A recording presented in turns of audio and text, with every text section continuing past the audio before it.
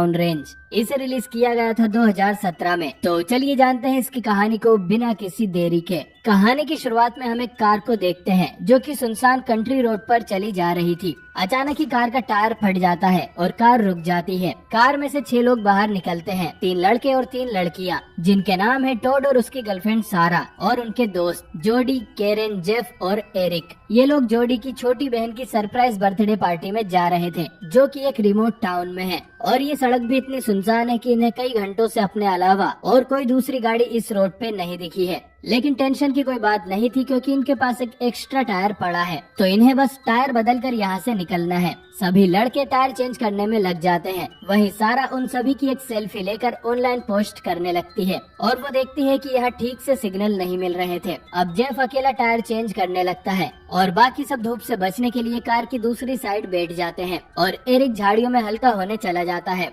Jeff जैसे ही puncture tyre को निकालता है तो उसमें से एक बुलेट नीचे गिरती है, जिसका मतलब है कि उनका टायर अपने आप नहीं फटा था, बल्कि किसी ने टायर में गोली मारी थी। तभी बाकी लोगों को कुछ आवाज सुनाई देती है और टॉड देखता है कि उनका टायर ढलान से लड़कता हुआ जा रहा था, तो वो उसे पकड़ने भागता है। और सारा जब इस साइड आती है तो उसके होश उड़ जाते हैं। वो देखती है कि जेफ के सर में बड़ा सा छेद हो गया था, किसी ने उसके हेड में गोली मारी थी। सारा इस पर कुछ रिएक्ट करती उसके पहले ही उसे भी एक गोली आकर लग जाती है। ये देखकर बाकी सब लोग भी हैरान हो जाते हैं। सारा टॉड की तरफ हाथ बढ़ाती है, लेकिन तभी उसे एक और हेडशॉट आकर लगता है और उसकी भी मौत हो जाती है। अब केरन समझ जाती है कि कोई स्नाइपर दूर से गोलियां चला रहा है और वो अपने दोस्तों को कवर लेने को बोलती है। वो तीनों कार के पीछे छुप जाते हैं, लेकिन तब तक टॉड के कंधे में भी गोली लग जाती है। अब एरिक कार तक नहीं आ सकता था, तो वो एक ट्री के पीछे ही छुप जाता है। वहीं ये स्नाइपर किलर इन पे बार बार शूट कर रहा था। अब इन लोगों को समझ आता है कि किलर ने ही इनके टायर को पंक्चर किया होगा और ये लोग इस सुनसान सड़क में बुरी तरह से फंस चुके हैं।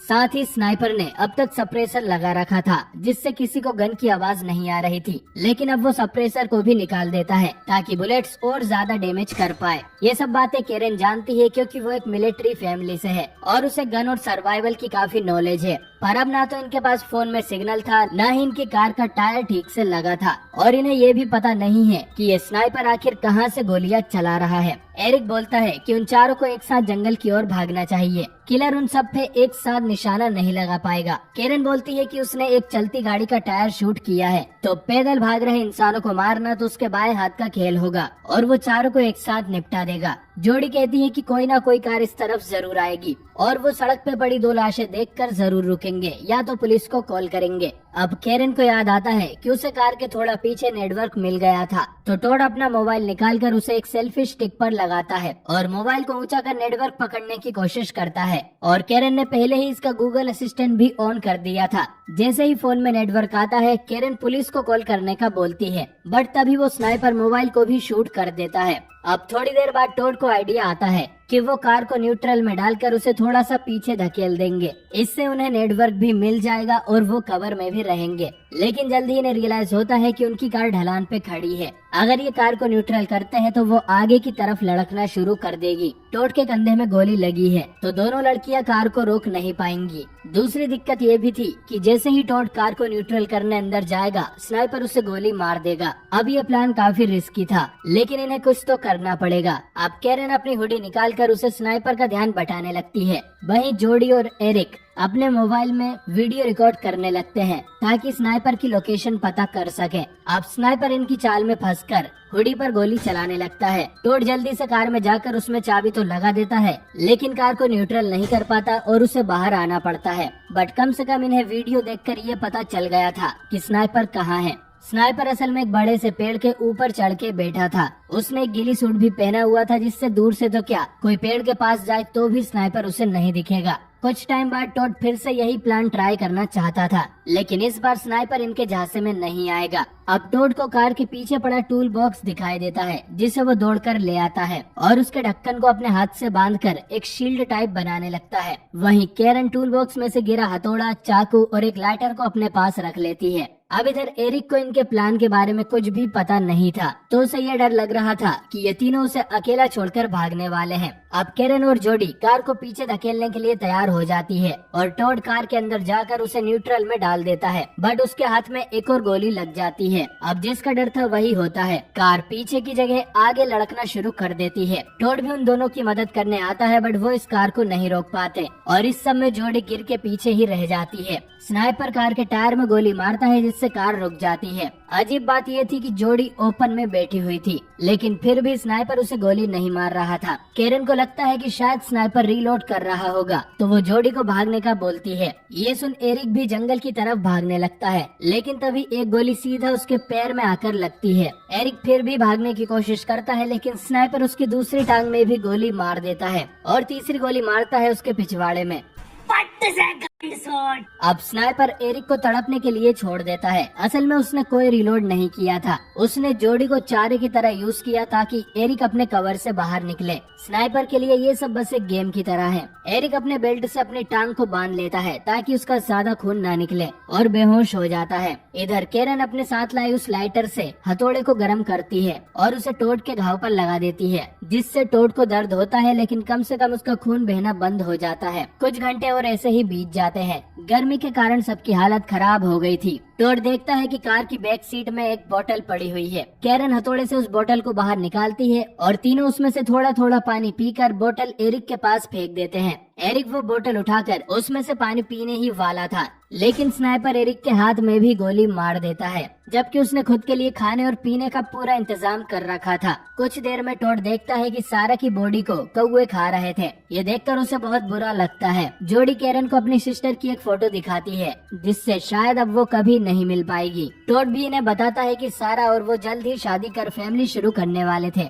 इसलिए उसने अपनी बाइक और कार बेचकर ये बड़ी सी एसयूवी ली थी, बट अब उसके लिए सब खत्म हो गया। टोड अब पूरी तरह से हिम्मत हार चुका था और वो कवर से बाहर आ जाता है ताकि स्नाइपर उसे मार के किस्सा खत्म करे, बट स्नाइपर उसे शूट नहीं करता। तो टोड सारा की बॉडी के पास जाता है और उसका हाथ पकड़कर वहीं बैठ जाता है। इधर एरिक को झाड़ियों में से कुछ आवाजें आने लगती है और एक भेड़िया निकलकर एरिक को खाने उसके पास आता है। शुरू में एरिक को डर लगता है, लेकिन बाद में वो इससे खुश हो जाता है, क्योंकि वैसे भी अब वो नहीं बचने वाला। लेकिन भेड़िए के कुछ करने से पहले ही एरिक खुद ही दम तोड़ देता है। टोड को इससे बहुत बुरा लगता है, लेकिन तभी वो देखता है कि एक कार उनकी तरफ आ रही थी। टोड उन्हें रुकने का इशारा करता है, लेकिन स्नाइपर अब उस पर गोलियां चलाने लगता है, जिसे सुन भेड़िया भी भाग जाता है और आखिर में स्नाइपर सीधा टोड के दिल में गोली मारता है, जिससे टोड भी सारा के बगल में ही गिरकर मारा जाता है। अब जो कार इस तरफ आ रही थी उसमें 3 लोग बैठे थे, हस्बैंड, वाइफ और उनकी बेटी। वाइफ को सड़क पर पड़ी लाशें दिखाई देती है और वो हस्बैंड को जगाती है, लेकिन तभी स्नाइपर उसके हाथ में गोली मार देता है। इस वजह से उनकी कार आउट ऑफ कंट्रोल हो जाती है और टोड वाली कार से टकराकर पलट जाती है, पर तीनों अब तक जिंदा बच गए थे। वाइफ कार से निकलकर अपनी बेटी को ढूंढने लगती है। कैरन और जोडी उसे छुपने को बोलती हैं, पर वो उनकी नहीं सुनती और स्नाइपर उसे 3 बार गोली मार के उसकी जान ले लेता है। इसके बाद उसका हस्बैंड भी बाहर निकलता है, लेकिन वो कैरन की बात मानकर कवर में ही छुपा रहता है। कैरन उसे 911 डायल कर पुलिस बुलाने को बोलती है, क्योंकि वहाँ पे सिग्नल आ रहा था और वो आदमी ऐसा ही करने लगता है। लेकिन तभी स्नाइपर उसकी कार के गैस टैंक पर गोलियां चलाने लगता है, जिससे कार ब्लास्ट हो जाती है, जिसमें वो आदमी जलकर मारा जाता है। थोड़ी देर में उसकी बेटी को होश आता है, लेकिन स्नाइपर उसे भी एक हेडशॉट देकर खत्म कर देता है। अब बस कैरन और जोडी ही बची थी और उनके पास भी जिंदा बचने की कोई उम्मीद नहीं थी। जोडी कहती है कि कुछ देर में रात हो जाएगी और अंधेरे में वो भाग सकते हैं, लेकिन कैरन को पता था कि स्नाइपर के पास जरूर नाइट विजन भी होगा